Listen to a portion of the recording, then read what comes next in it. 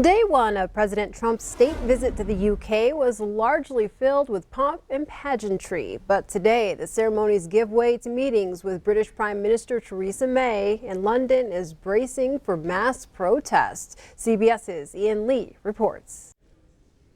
President Trump is getting the royal treatment in London. Day one of Mr. Trump's state visit to the UK ended with a lavish banquet at Buckingham Palace. Mr. President, as we look to the future, I'm confident that our common values and shared interests will continue to unite us. Queen Elizabeth toasted what she called the immensely important relationship between Washington and London. President Trump then responded in kind. On behalf of all Americans, I offer a toast to the eternal friendship of our people, the vitality of our nations, and to the long-cherished and truly remarkable reign of Her Majesty, the Queen. Last night's gala dinner marked the end of the ceremonial phase of this visit. Today, Mr. Trump gets down to business, meeting with Prime Minister Theresa May and other leaders. Officials are bracing for major protests in the city of London. The largest demonstration will be here in Trafalgar Square, less than half a mile from where the president will be. British police have spent weeks planning the security for this state visit. But when we're talking about tens, probably hundreds of thousands of people protesting in London against this visit and against President Trump himself, then that does present new risks. President Trump will spend another night in England before moving on to Ireland, where he'll stay at his own golf course. Ian Lee, CBS News, London. And a press conference with Trump and May will begin just before 7 o'clock. We'll join it live immediately following Montana this morning. Closer to home, a man is behind bars this morning in connection to a shooting that injured two males in Shepherd. Yellowstone County deputies responded to a home on the 8200 block of Bees Lane early Monday morning. There they found a man and a boy with gunshot wounds. Sheriff Mike Linder says both victims suffered non-life-threatening injuries and are expected to recover. The suspect, whose name has not been released, was arrested Monday afternoon. Linder says everyone involved knew each other and the shooting was not random. The two victims lived at the home where the shooting took place. Sheriff Linder expects to release more information later today.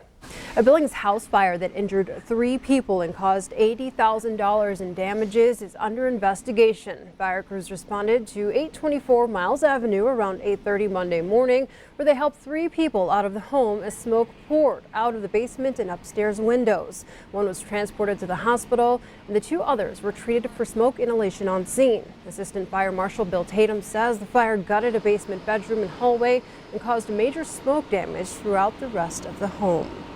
Construction could impact your travel plans in Billings later this week. Starting this Friday, June 7th, Zimmerman Trail will be closed to all traffic from the bottom at Rimrock and Zimmerman to the top at Montana Highway 3 roundabout. Construction crews will be doing chip seal and striping operations on the road.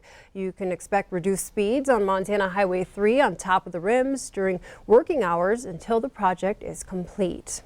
Hotshot crews from around western and central Montana are headed to Canada this week to help fight wildfires that have forced thousands from their homes. 80 firefighters from the Helena, Bitterroot, Lolo, and Flathead hotshots are all being dispatched to Alberta this Wednesday for a 14-day assignment. Interagency hotshot crews are the most highly trained, skilled, and experienced type of wildland firefighters in the United States and are generally dispatched to assist with complex and difficult fires. At least 4 large wildfire complexes are burning in Alberta, along with many other small wildfires. The assistant superintendent of Helena's crews says they don't know what their specific locations or duties will be yet, but they're expected to help out. You spent a lot of time preparing over the winter, so this is our first assignment for the season, and at this point in the game we're kind of chomping at the bit, ready to go out the door and do some work. If we get to go help somebody out, then we're having a good day. The largest fire is still raging at just under 700,000 acres. Metro Park in Billings gets a new name this month. The arena will now be known as First Interstate Arena, but it will still be a couple months before the signage on the building gets changed. Metro Park employees say the goal is to have the new signage up by Montana Fair, which begins the second week of August. This change will affect buying tickets, as you will now look for shows and seats at the First Interstate Arena. Back in January, Yellowstone County commissioners accepted the bid from from First Interstate Bank a 5-year, $875,000 contract to replace the expiring deal with Rimrock Auto Group. A stress relief and a confidence builder. That's what the owners of the new Ox Indoor axe throwing business say they're bringing to Billings. But before they open their idea to the public, Q2's Andrea Lutz takes a sneak peek at the venue to learn why safety is the highest priority. Axe throwing is a thing. As a sport, axe throwing started up in Canada. And it's moving its way to Montana. I thought to myself, wow, what a neat opportunity to bring something that's fun and active to Billings. There you go. But the art of throwing an axe is probably not too surprising for Montanans, as owner Becky Richardson explains. Mark and I love camping. Nick grew up camping. One of the things we like to do for fun is throw axes at trees and logs and stumps. So close. That's when her business idea became a family affair. When I started thinking about doing axe throwing as a business, I started looking and noticed that there weren't any in Montana. She says safety is a must. There won't be two people throwing in the same throw box. No trick shots unless it has been sanctioned and approved. And through it all, Richardson says she learned why axe throwing is so liberating. And I let it go. One of the biggest reasons for throwing axes, from my point of view as a aging female, is confidence. When you start sticking the axes and start feeling the focus and the concentration that you put into it, it builds a lot of confidence. So I even gave it a try. You can just let it all go, throw some axes, and it makes everything better. A confidence and stress reliever she wants others to feel too. In Billings, Andrea Lutz, MTN News.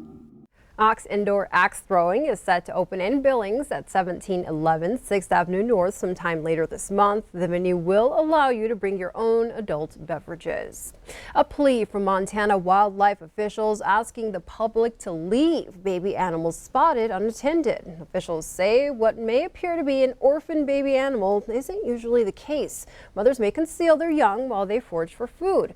They often leave them unattended to help them learn necessary survival techniques and fend for themselves. What I'd really like the public to understand is at this time of year when a lot of wildlife are having their young, is that it's really important to, first of all, to let these animals be wild as much as possible. And we have a slogan here at FWP saying, if you care, leave them there. And it really is the case, because even though people may have really good intentions and they want to help this wildlife, especially if they feel like this wildlife is orphaned, it can have really dire consequences, not only to intervene, not only with the animal, but also with themselves. They can incur injuries.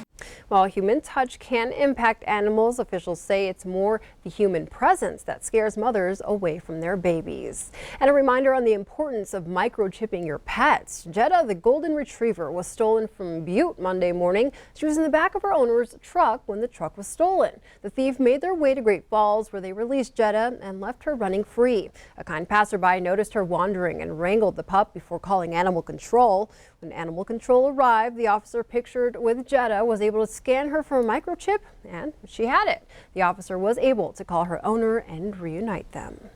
A young Columbia Falls artist could put Montana on the map. As MTN's Marin Sue explains, a recent high school graduate will represent our state in a nationwide Google Art competition. It started off as just an art homework assignment for Columbia Falls High School graduate Rachel Horner. Then Horner found out she won the statewide competition and will represent Montana in the Doodle for Google competition. Nationwide, one lucky winner's art will be on Google's homepage. As a Montana native, Horner's artwork reflects the iconic West Tunnel in Glacier National Park. My Google Doodle shows a ram standing in the park. And my big idea was like conservation of wildlife, I think. So I've always enjoyed the outdoors. The theme, When I Grow Up, I Hope, pits Horner against artists from 50 states, Washington, D.C., Puerto Rico, and Guam. There's a winner from each age group with 10 to 11 applicants in those. And if you win from that competition, which you receive a scholarship of $5,000, then I believe you go to the next overall national winner. which is $30,000. And now she needs your help. The public votes for their favorite doodle, deciding the top 5 national winners. A panel of Google executives will choose one finalist to have their doodle featured on Google's homepage. If you want to see Rachel's art on Google's homepage, Doodle for Google voting is open the entire week, closing on Friday. In Columbia Falls, Marin Sue, MTN News. Information on how to vote as well as direct links to Doodle for Google are on our website.